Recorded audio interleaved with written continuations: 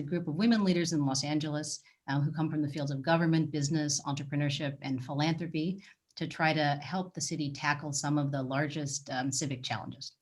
In the past, our panels have tackled kind of weighty topics such as the importance of the census, police reform in Los Angeles, the use of civic space. Tonight, in the spirit of the holidays, we are going to, as we said, bring together these 4 inspiring hospitality entrepreneurs who are going to talk about their journeys kind of to and through the pandemic, give us some words of wisdom about resilience, and then hopefully help us figure out how to set the table for our own festive holiday season. So thank you all, as we said, for being here. I know this is probably your very busiest season, so we really appreciate it.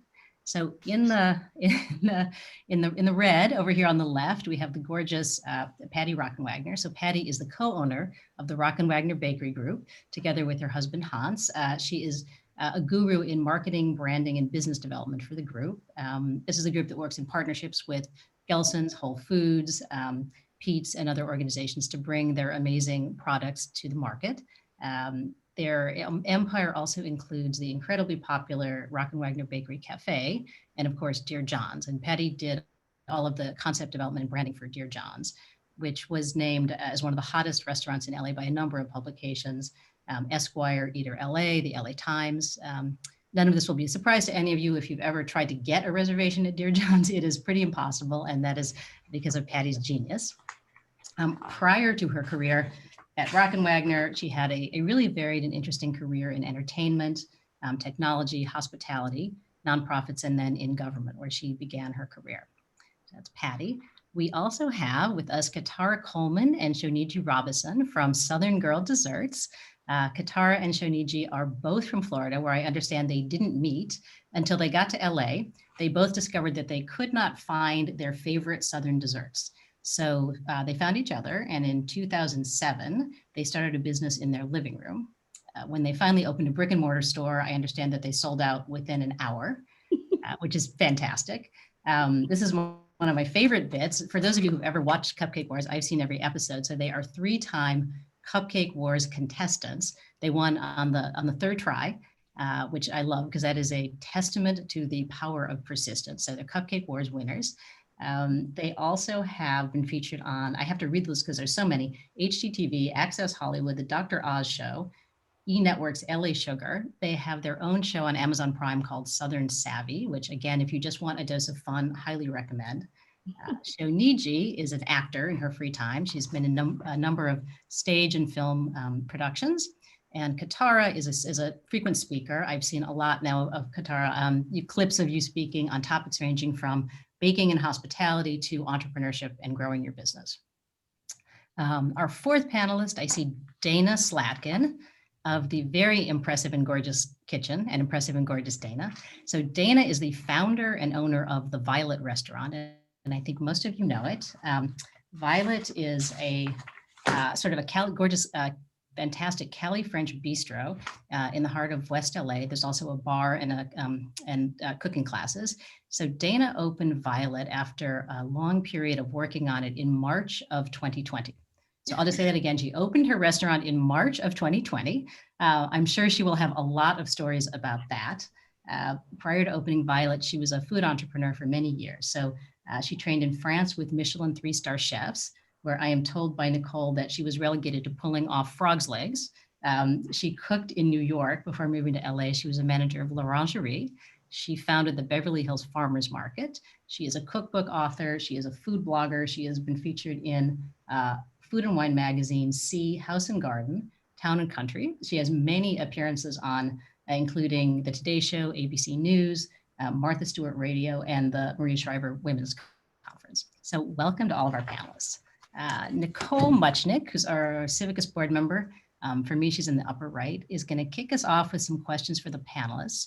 And of course, feel free to type any questions you have into the chat, and hopefully we'll get to those at the end. Thanks so much, Laura. So I think we're going to just start with basics to set the table and ask each of you to let us know what originally inspired you to go into hospitality for others. Catarah, do you want to start? Sure. So for me, I was new to Los Angeles, came to Los Angeles in 2005, and quickly realized that getting back home for holidays, every holiday especially, wasn't realistic. And my first holiday here, I was kind of around looking for something that I could enjoy. You know, I was calling home like, Grandma, can you give me this recipe? Mom, can you give me this recipe? And really, it started with me just bringing desserts to friends when I would go visit their homes. And so when I started looking for things when I didn't feel like baking or anything like that, I couldn't find it. Not only could I not find the actual recipes and the taste, the types of desserts that I was used to, but I could not find that hospitality that I was used to coming from the South. So one day I just said, you know what, I'm gonna start a bakery. And it just kind of took off from there.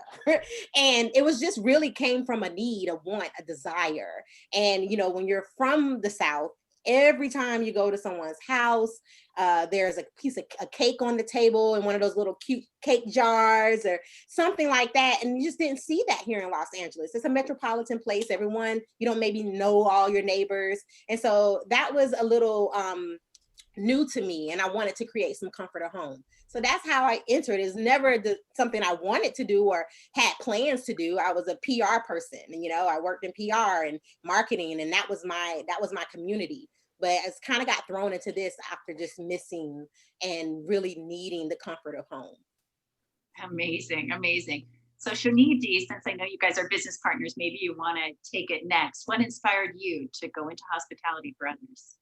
So for me, my story, I had no desire. Both of my grandmothers worked in the hospitality industry. And I just, I never had a desire to do it. Being a Southern girl, the expectation is you're supposed to be in the kitchen helping. And I wanted to be outside playing. So I laugh with my dad and my mom all the time. I'm like, I must have learned by osmosis because I just don't recall when I learned these lessons. But from the time I was in college, I was always a baker. Like I started young baking. It was just something that I knew how to do, but I wanted to do it when I felt like doing it. So once here in LA, I had friends that were like, you should sell this, you should. And I'm like, no, I'm an actor. And so it was just one of those things. I was like, no, thank you. No, thank you. But it kept coming back. It kept coming back to me. And like Catarah's story, similarly, I would bake for people and take gifts. And then people started requesting things and asking, well, how much would you charge? And I'm like, let me get back to you. So I was working at a job in Pasadena. And at my desk, I one day just started putting together a flyer and decided I was going to start this bakery business. And with Catarah and I knowing each other in passing, I had shared with one of my good girlfriends that I was going to do this. And she said, well, Catarah just actually said the same thing to me. You guys should get together and meet. And so it kind of started from there, but there was absolutely no desire to have a business doing anything in the kitchen. Famous last words. Well, Patti, tell us how you found yourself running these restaurants in this hospitality empire. Sure. Hi, everyone. It's so nice to meet you virtually and to see everyone. I feel like it's like, Brady Bunch on steroids here. Like, I'm like, who am I looking at? um, so happy to be here. And I guess, kind of like Shoneji's story, it's not something that I studied or ever wanted to go into or thought I would go into. Mine is a story of love, frankly. My husband, Hans Rockenwagner, has had restaurants around Southern California for many, many years. And as every entrepreneur knows, it's all DIY. Like you have to do everything yourself. You're the chef, you're the host, you're the plumber, you're the marketer, you're the HR person. And so and if I thought about it, really all of my earnings working in corporate America were reinvested back into these restaurants, right? So I'm like, wait a minute, I better protect my own investment and I better step up and step in and do some of the marketing and help with, you know, some of the branding and grow the business. Also, you guys, it's super fun. When it's good, it's great, right? Because you're dealing with food and feeding people and nourishing people and breaking bread. I mean, there's something very social and cool about it.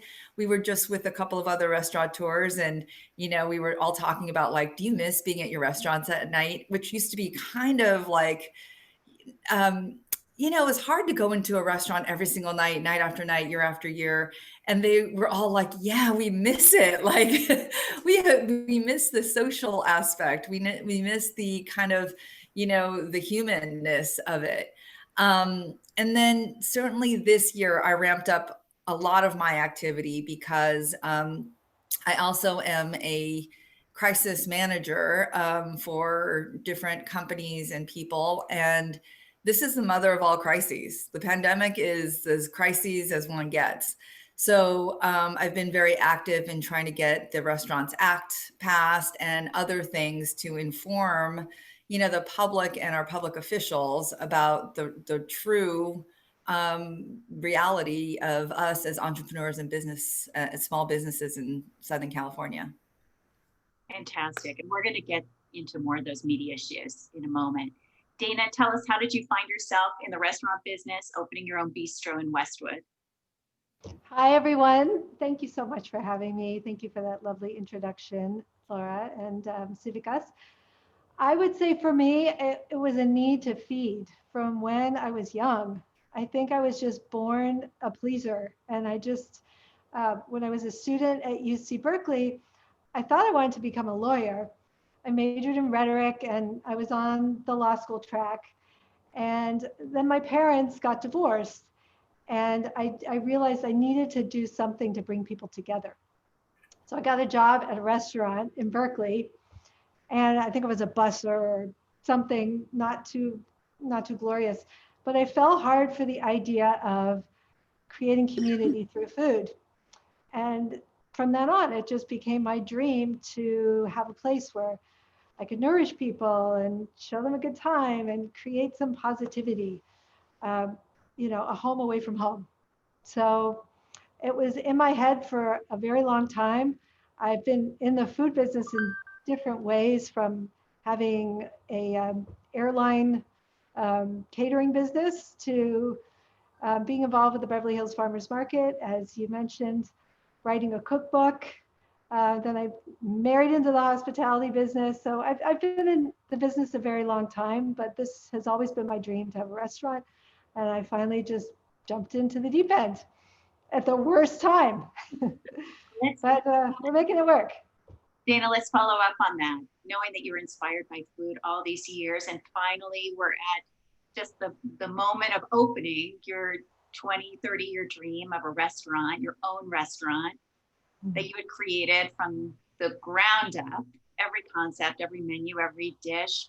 You hired every person. So when you opened Violet on March 6th of this year, just a few days before the shutdown, can you take us through what that experience was like? Yeah, so it takes a lot of heavy lifting to get a restaurant off the ground. And we have been waiting, as you know, Nicole, we've been waiting for months for our electricity to be turned on and our utilities. And it was such a grind that we finally were allowed to open. And we opened, we did friends and family. And since the moment we opened our doors, it was just crazy. It was everything I dreamed of. The community came, all my friends came, the neighborhood came. We had everyone from, babies to people in their 90s. And it was everything I dreamed of for 8 days. And then we got shut down. And back then it was fairly easy to stay positive because we all thought we'd be back open in 2 months. We used the time to come up with a takeout menu, which we never thought we would get around to, at least for a year. And, we opened a bakery. We decided to sell cocktails to go when we were finally allowed. We did all kinds of pivoting, and I hate that word because it really just means scrambling. But we had to scramble. And you come up with all kinds of creative things when you have no choice. I was at the very beginning of a 10-year lease, so had to make it work. The heartbreaking thing is, when just managing a staff, it's I always think of my staff as my kids, and it's one thing to parent a child when they break an arm or they're having friend issues. It's another when you have to look someone in the eye and tell them you have to let them go and you may not be hiring them back. Um, I'm still just a bleeding heart, and this has been, it's been a heartbreaking time for us in so many ways, for everyone. But we're getting through it. The good thing about opening 8 days before shutdown is we really weren't entrenched in any one way of doing anything. So we just tried everything, and there were some duds. There were a lot of menu items we tried that just didn't get any traction. We had a lot of trial and error this year. But I think in the end, I wouldn't take it back. I really do think it's making us into a better restaurant, and hopefully our whole industry into a better industry. So in this roller coaster year, Patti, do you want to talk a little bit about the big picture for restaurants and hospitality in California and in Los Angeles right now? Yeah, thank you. The outlook is bleak. I mean, at the moment, and I love what you said, Dana. Yes, pivoting is a code word for hustling and scrambling and throwing everything up at a wall and seeing what sticks. There is a bill that's a bipartisan bill that's sitting in Congress now. It has passed the House. It has not passed the Senate. It's called the Restaurants Act. And basically, it would be a $120 billion infusion into independent restaurants. So not chains and not, big hotel groups and restaurant groups. It's literally, the bar on the corner, the coffee shop down the street, the mom and pop in Koreatown, right? Like those that were primarily bypassed for the first round of PPP funding. And if you think about it, it is the single easiest, best money you can spend right now. First of all, money is cheap with the interest rates the way they are. Secondly, it's a $760 billion industry across the United States. So saving $760 billion in revenue, which is about 4% of GDP, is no small thing. The restaurant industry, the independent restaurants, we employ more than 11 million people across the country. We're one of the biggest employers collectively across the country. And about 5 million more jobs come along with the farmers that we buy from, the butchers that we buy from, the linen companies that we use for our tablecloths, the plumbers and electricians that are very specialty to restaurant equipment. So we're talking about 16 million jobs across this country. And I talk a lot about like, there's so many industries that are hurting. And so it's hard to kind of say which ones are more deserving than others. But I will make a plea for the restaurant business because we kind of serve as the social safety net of our communities. And what I mean by that is the types of people that we can employ and do employ are people who didn't graduate from high school and need to start off and earn a little money. People who lost a job and need to, are getting back on their feet. People who've gotten divorced and have been out of the marketplace for a long time and need to come back and start working. They all work at restaurants. And when you think about, the on-the-job training that we do, the jobs that we give, the health insurance that we give, the communities that we build, losing this industry is not a small thing. It has ripple effects and will have an impact across our communities for a very long time. 1 in 6 restaurants is closed already. 3 million jobs have already been lost in the restaurant business, the highest sector to have lost jobs. So we have been making a plea to our Congress people to include it in this round before they go on recess, right? To move this bill, even if it's not going to be the entire 120 billion that's been requested, some relief is necessary because while we are extremely grateful for the takeout business that we're doing, the gift certificates that you're buying, the tips that you're leaving our staff, those are just Band-Aids. They're tiny Band-Aids on a massive bleeding wound that if we don't do something, it really, really will have an impact on our local communities in a way that I think we're not quite yet as a society realizing, because the hustle and the pivoting, we're all doing things, but it's just covering up for the truth, the underlying truth, which is if there's not some relief, we'll all go away. It's just a matter of time.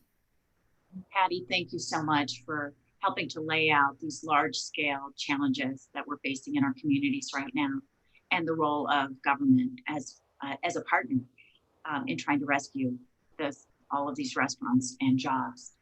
Catarah, I wonder if you could share with us the ups and downs that you guys felt as a bakery with a retail outlet over the course of the last year. Well, because our bakery is located inside of a mall, we've already started to see some decline in foot traffic. The mall that we're in is the Baldwin Hills Crenshaw Mall, and about 3 or 4 years ago, there was a Walmart in that mall, and that closed down. So all of the employees and all of the community who would come to that mall, I mean, a lot of people who would travel would come to that mall because it's close to the airport to get things last minute. All of that went away. And we saw a small decline in traffic, but then we saw a lot more people. I'm coming to Southern Girl and then I'm leaving. And then last year, Sears closed, which is another, big corporation, and one of the what do you call those things at the end of the mall, the anchors. And so we've started to see, where, being that we're in a mall, that things started to decline. But at the same time, we've seen an uptick in our business. The community is changing. There's a lot of people moving into the town. There's a new train coming into town. So it's changing consistently, and we haven't really we didn't really see a hit on our business. Then COVID hit, and that's the hit that we were like, okay, we don't know how this is going to happen. We actually closed for a couple of weeks just to see, what is this going to be like? How we don't know if we're going to be able to protect ourselves and our employees. So we kind of closed down for a couple of weeks, and then we saw that this thing was going to go on for a while. So for a minute, Shoneji and I were the only employees at Southern Girl. We would only be open for a few hours a day, and we would go in and serve the community who did come by, until we realized this thing was going to happen a little longer, and then it got busier, too busy for us. So we had to bring some employees back. But then Black Lives Matter, it came around, and we started to see a lot of corporations and a lot of folks say, you know what, we want to show some support to this Black-owned, women-owned business. So we're going to come by. And I say, May or June, business went out of control.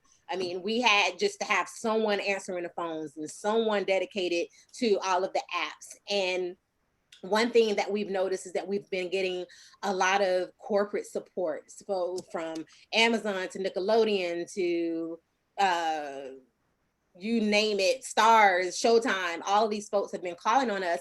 And one of the things that we know that we've been saying is that we've always been a great bakery. We've always been a really good bakery, but no one knew about us. We didn't get that opportunity. People would go to what I guess you consider, everyday staples or things that people kind of know about. But I think this turned around for us in a really good way, because now people are saying, I'm going to go over to Southern Girl because I want to support a Black business, or I want to support a Black women-owned business, but they're also finding out that we're really good at what we do. And we've become, they've hired us over and over repeatedly since all of this happened in March and midsummer through the holidays. So we're seeing that we're getting an opportunity that we didn't actually have before from all of the things that are happening. So, of course, there have been some ups and downs. There have been, trying to figure out menus, trying to figure out, well, we can't have this huge menu that we usually do have, especially when you have customers who are loyal and they're like, I want this. And we're like, we can't make that because, we're having vendor issues, or, we're trying to make sure that we have a limited number of employees in a space because our space isn't large, so that we're not, we're keeping that 6 feet apart. We're trying to, keep everyone healthy. So we had to minimize our menu. And then one of the other great things is that we were forced to go online. We were thinking about shipping. We ordered these beautiful custom shipping boxes back in September, and we were like, we're going to start shipping. But then holidays came around again in 2019, and we were like, okay, like Patti said, we had to be the plumbers, we had to be the accountants, we had to be this, we had to be, the nurturers, and all of this other stuff that comes with being a business owner, that it kind of got put to the side. But then when COVID came, we had no choice but to go online. So we got a call from a company called Goldbelly, which is this huge food distribution where you can go on and order lobster tails and steak and all these other great things. And they asked us to come on because they needed to diversify. And what do you know? We killed it. We're one of their number one sellers right now. And again, we got that opportunity. So for us, COVID we've had to pivot. We've had to, figure some things out when it came to our daily retail. We had to figure out how to bring business even more than what we had when the malls were closed for months at a time and there was no traffic coming through, and how to figure out how to get people to come over to see us so we could keep business going. But then it also, on the other side, we came out, being able to be exposed to some bigger companies who had the ability to give us some really big business, and we were able to show that we could handle that. Amazing, Catarah. So I'm going to ask you, Shoneji, now that we're all thinking a little bit about mental health, and as entrepreneurs in the food and hospitality business, the uncertainty and the responsibility is really multiplied for you and for your teams. Can you share your thoughts, Shoneji, about how we can support businesses and really support each other and our teams? Absolutely. So, Catarah is sharing, some amazing things that have happened with our business during the pandemic, but there's a flip side to that. There were plenty of things that were uncertain. There were plenty of things that had us stressed. And really and truly, I tell this story. I'm like, I told one of our employees the other day, I was like, you know what, guys, we're not gonna stroke out over a piece of cake. Like, at the end of the day, we're providing treats, goodies, sweetness. And so this should all be pleasant and be wonderful. So to add stress to that, on top of everything that's going on in the world, you just have to take a moment and say, you know what? We're going to do the absolute best that we can do. And everything else that's out of our control is out of our control. So, Catarah mentioned a few moments ago, we were having some issues with vendors, which everyone is being affected. And it literally is a domino effect from, the people that make the boxes or the bags or gloves, even, the simplest things like finding gloves is so hard to do. At the Restaurant Depot right now, they're limiting each customer. This is the Restaurant Depot where everyone who owns a restaurant goes. We're limited to buying 3 units. Units are just boxes, not cases, but just 3 boxes of gloves. which we can literally go through in a matter of a couple of hours with the number of employees that are in, the bakery. So knowing that these things are happening, the customer doesn't understand what's going on. They just come and they see, oh my God, they didn't have on gloves, and I'm going to Yelp. And it's like you're stressed out because someone took a moment to go on Yelp to write a review about someone not wearing gloves, not realizing that our hands are chafed to death from washing over and over again and this soap, because we're doing the best that we can. And so we just had to get to a place where we said, we cannot allow these outside things to get us to the point where we're just literally losing our minds. There's too much going on everywhere else. We have to focus on the great things that we are doing. Focus on the fact that we're still able to employ, some individuals. Focus on the fact that they can still take their paychecks to the bank and cash them. And if the packaging doesn't look like you thought it would look, we're sorry, but we're not going to lose our minds over the fact that we had to switch a box to make sure that you actually got a cupcake inside of a box, and we didn't hand it to you in your hand with no glove. So, it's just those little things, just really taking into account and prioritizing the things that really, really matter in the big scheme of things. And I think that's one of the things that COVID is forcing a lot of people to do, is to simply prioritize and really, really think about the things that matter most.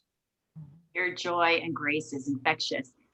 Patti, I know that you had some leadership tips that you developed as you were trying to manage through on the day-to-day basis. Do you feel comfortable sharing some of those? Sure. Really, they came down to a couple of things. One, because we were going through so much change, I mean, really, it was like from the very first day, I think, Dana was talking about it, changing your menu completely, right? Like we weren't built to be a takeout place or a meal kit place. But, we had to kind of get the kitchen and everyone on board to doing packaged foods that people could buy and take home.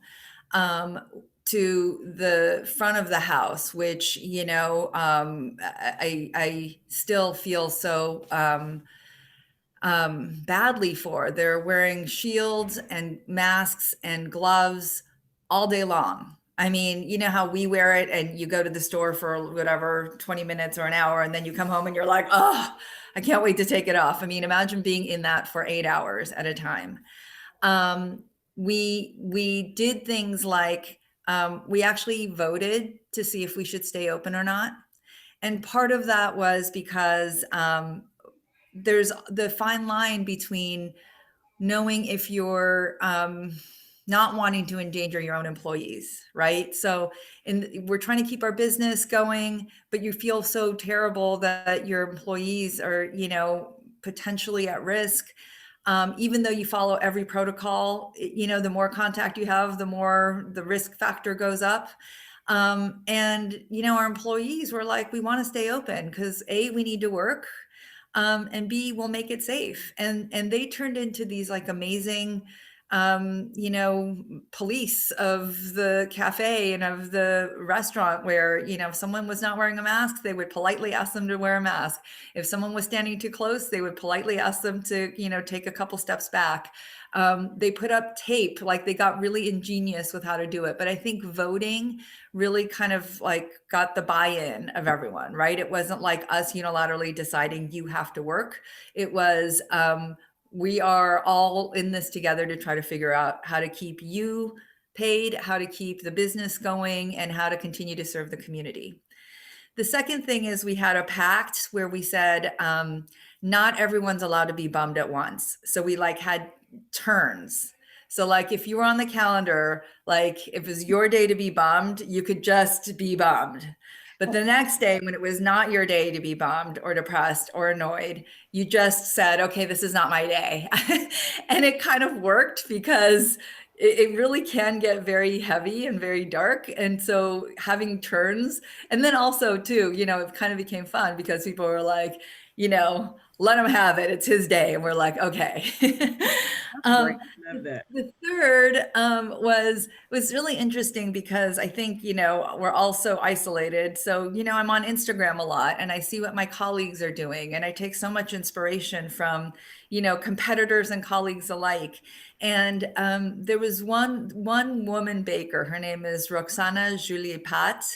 She has a bakery and cafe called Friends and Family on the east side, and I haven't even been there. Her stuff on Instagram looks amazing. But the thing that she wrote, it was like the second week after, you know, we were shut down. There was this little sign and it said no aflojar. No aflojar comes from a poem. And she put this little story about how she comes from Costa Rica. Her family, when she was young, you know, her parents got divorced. They got into financial problems. The mother was basically left raising 5 kids by herself and trying to figure out how to make ends meet. And she had a little sign on her mirror that said no aflojar. And no aflojar means like get through it, push through. It's like perseverance. And she said that she put up that sign in her bakery the second week when COVID was kind of hitting.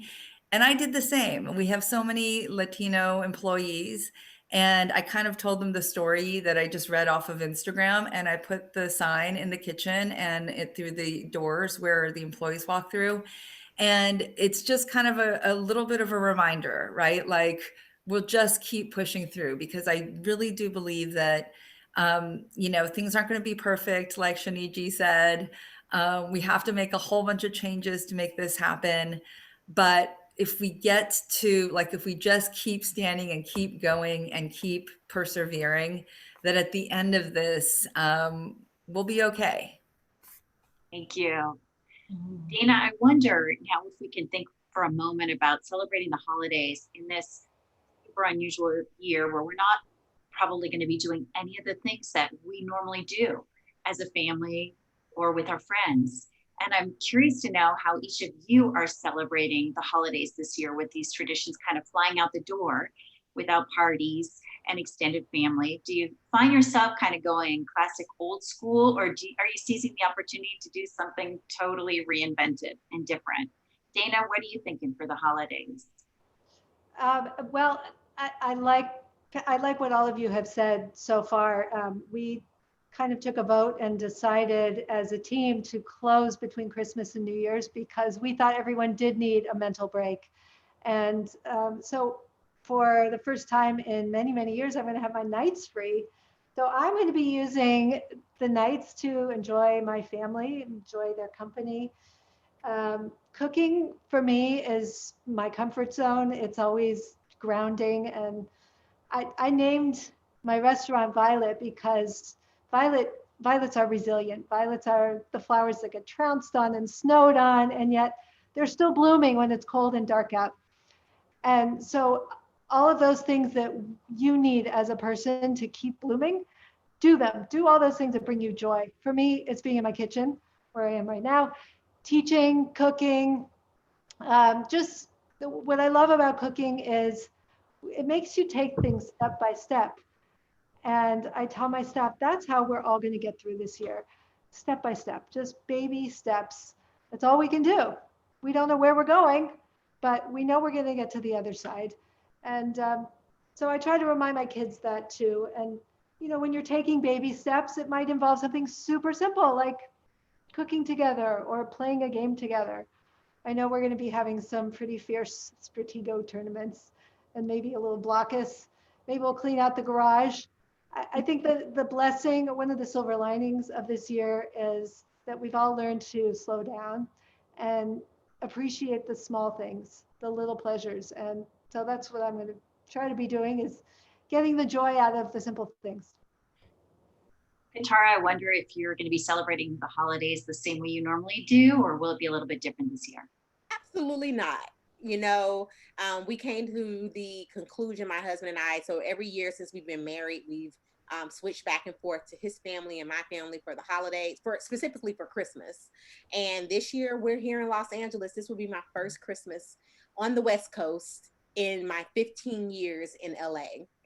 And so after I was able to, come to terms with it, we're like, you know what, let's just go ahead and let's deck the halls, literally. So we are, we've been decorating the home. Usually we'll just put up a tree and then, that'll be it. But now I'm doing like the stairwell. I'm doing all of the, I got new mats for outside the door, and, we're putting things in the bathrooms. And I mean, I'm just going all out because, we would be at his mom's for Christmas this year. But when we're at my mom, she has a Christmas tree in every room and everything's everywhere. So I'm kind of tapping into that and just we're trying to figure out exactly what Christmas Day will look like for us, because usually it's with a whole bunch of family. I mean, it's from Christmas Eve all the way to the few days after Christmas. There are like events, there are activities that are planned. And now we're not doing that anymore. So it's trying to figure out how to adapt, not only because I'm in a new place for the first time for Christmas, but we won't have our family around. No sisters, no brothers, no mamas, no daddies, none of that stuff. Everybody will be on Zoom, communicating for the holidays. So we're just trying to figure out what that looks like with just he and I, and just trying to make home feel like home for Christmas. And I'm thinking, a nice big breakfast on Christmas morning, of course, some cocktails in between all of the meals. And then a nice dinner that we'll most likely be ordering from a restaurant, not cooking, because you cook, like, who you're cooking for. So, order a dinner, and really just try to embrace Christmas in LA. Hopefully it's a little cold and I can feel, the holidays through that. But this is strange. I'm really trying to wrap my mind around it. I don't like it. I don't. But we thought it was the best decision to keep everyone safe, especially like my husband's 82-year-old grandmother, and, just making sure that we were responsible, even though emotionally and mentally we wanted to be there with everybody. For sure. Patti, what are you guys thinking, you and Hans, for the holiday this year?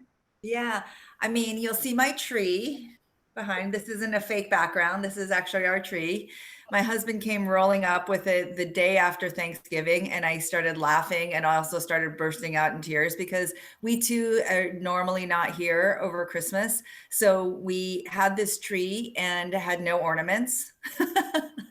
So in true restaurant fashion, we went to our restaurants where we would normally decorate and had all the ornaments, and took all the ornaments from the restaurant and came back and put it on our tree. It's like the cobbler's kids have no shoes. Like, restaurant people like deck out their restaurants amazingly, and then you come to their homes and it's like, no, we don't have a holly to spare. So we've decorated and we're just going to embrace it. I mean, we're open, we're doing meals. So we're working, but I think that for us, it's just about, small things. So because we have a bakery, and because, we have a thing called overbake, which is when big wholesale bakeries do accounts, when they do their baking at night, they always do overage of things just in case something burns or it falls, right? And you have to get rid of it. So you always have a little extra. So we're doing care packages for people and staff and friends and family with some of the overbake. And we're going to spend part of it just delivering, to friends and family. Awesome. That's awesome. Well, I wonder, Shoneji, if you have any festive tips for us. I'll tell you that Deb Yang, one of our Civicas board members, told us her totally new and reinvented competition for her Tiny Christmas which is going to be inflatable reindeer ring toss with, I think, alcohol involved. So Shoneji, I wonder if you've kind of invented anything new, or if you're kind of going old school, and what Christmases or the holidays are going to look like for you in your home this year. It's gonna be quiet, very quiet. Ironically, my house is normally the entertaining house, so I'm usually the one preparing the big dinner and having friends over. So I normally have a house full of folks, and so it's just probably gonna be really peaceful and restful, which is welcomed at this point because we've been really busy for the holiday season, which is normal, Thanksgiving, and then we hit Christmas and we're, going all in. So I'll take full advantage of a rest day. So my parents, my father actually lives in Hawaii. My mother is still in Florida. So I thought about Hawaii, but they have the mandatory quarantine. So I'm like, I can't spare 14 days of quarantine. So it'll just be me here. Well, you have a new puppy, Shoni, so you're I not by do yourself. have a new puppy. I do, and he's being so good. He's so quiet right now. But yeah, so that's it. Okay, the new puppy. So I love that. Any other tips anyone wants to share that might be fun for anyone else in Los Angeles to just have a peek into your worlds, or the kinds of things that you guys are percolating at the restaurant or at home? I didn't mention this, but what we've been doing is, since we're here, we're looking for somewhere to volunteer on Christmas Day. That's where we would like to spend some of our time. So I reached out to a company of volunteer organization called Path, and usually they allow you to come in and cook dinner for, I think they have about 30 veterans, and then they have a couple of other spaces, but I'm just waiting to hear back because I don't know, because of COVID, that may not be an opportunity this year, but we're trying to find somewhere that we can volunteer and give a few hours of our time on Christmas Day, because we're here, and it's not like we're going to be busy or anything. So it would be good to see other people, bring some joy to some other folks. So I think volunteering, it may be different from years past, but figuring out a way to give back to the community during this season. That's so beautiful. Anyone else wants to jump in? Well, I'll say some people have a favorite toast, so I'm going to ask you guys for yours. One of mine is, here's champagne to our real friends and real pain to our sham friends. But some people say cheers or salute or chin chin. Do any of you have a favorite toast? Mine is to living your best life. That's not your favorite toast. Yes, it is. Give them your favorite toast. What's my favorite toast that I don't know about? We know it's avocado toast. Oh, that was my little joke. Avocado toast, of course. I had some today, but living your best life. I love that. And I will say, here's to never taking each other or our planet for granted. Here's to real hugs. And let's get going with those roaring 20s already. Cheers. Patti, do you want to say Dana? No, I'm just going to write off of Dana's and Catarah's. I like theirs. Well, thank you guys for you guys are just incredible stars of resilience. You've lifted us up tonight, and we're so inspired and grateful to have you show us the true spirit of hospitality and all that means in a crazy year like 2020. And now I just want to introduce Cynthia Hirschhorn, our Civicas founder, who's going to toast us out. Well, I just want to thank you all so much to our inspiring stars tonight, to Catarah and Dana and Patti and Shoneji, and to Laura and Nicole and Deb for being such great board members and helping me through all this with Civicas, and to all the panelists who were so wonderful on these year's events. And a special shout out to the Civicas members who supported all of this and helped make all these programs free for everyone this year. I'm looking forward this next year to sharing more experts and perspectives on important issues. And on behalf of my Civicas board co-host, I want to send cheers to the amazing women of Los Angeles We toast you all who will lead our city and state and nation towards a healthy, beautiful, equitable 2021. Stay well. See you all next year.